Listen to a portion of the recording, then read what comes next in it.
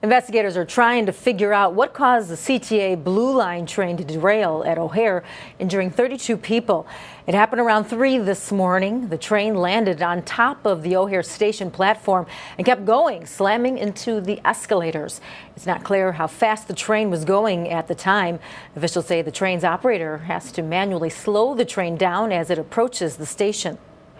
There is a stop down there for each track. There's 3 tracks coming in. The train actually climbed over the last stop, jumped up on the sidewalk, and then went up the stairs and escalator. We're looking at several hours of work to remove the damaged train and clean up the debris.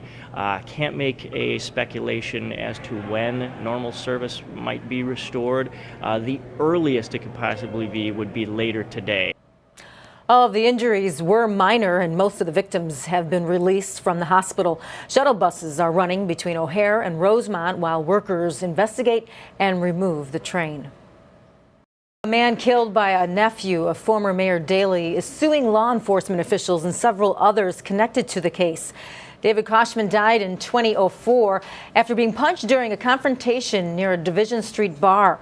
Richard Vinecco, former Mayor Daley's nephew, pled guilty to involuntary manslaughter earlier this year.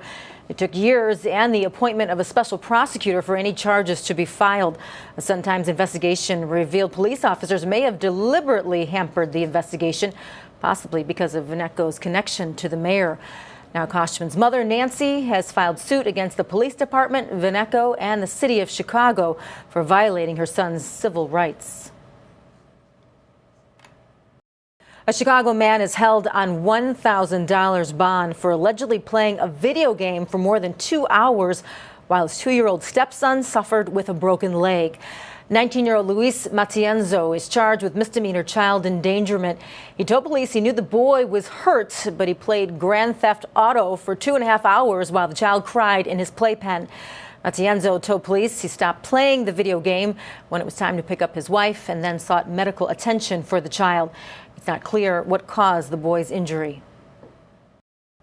Chicago police say they now know the identity of a baby girl who was found alone in the entrance of an apartment building, but they're still looking for her mother. Thomas Freeman and his friend found the girl, who's about 1, wrapped in a purple blanket Friday night in the 8200 block of South Justine. There was a bag of clean diapers and a sippy cup next to her. Freeman says right before he found the baby, a woman asked to use his cell phone to alert police about the abandoned child. Then she ran off before he could respond. He says he thinks she was the mother. The girl, who's in good condition, is now in DCFS custody. Police are issuing a community alert in the Lincoln Park area after a man tried to lure 2 children into his car. A 13-year-old girl and a 10-year-old boy told police they were walking to school last Wednesday when a dark gray sedan pulled up next to them near the 1700 block of North Larrabee.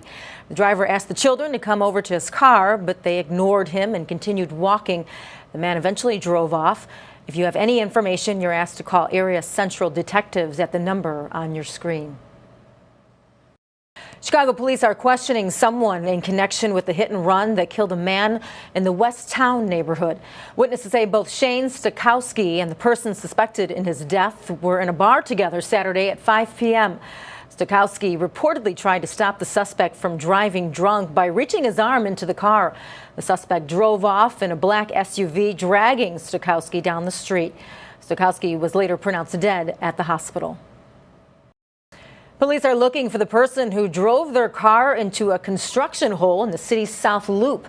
It happened around 2 this morning on 9th Street between Wabash and State.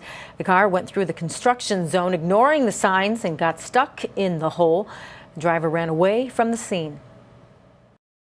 Funeral services today for Chicago police officer David Harris. Harris was killed on his way home from work last week when his car was hit by a van being chased by police.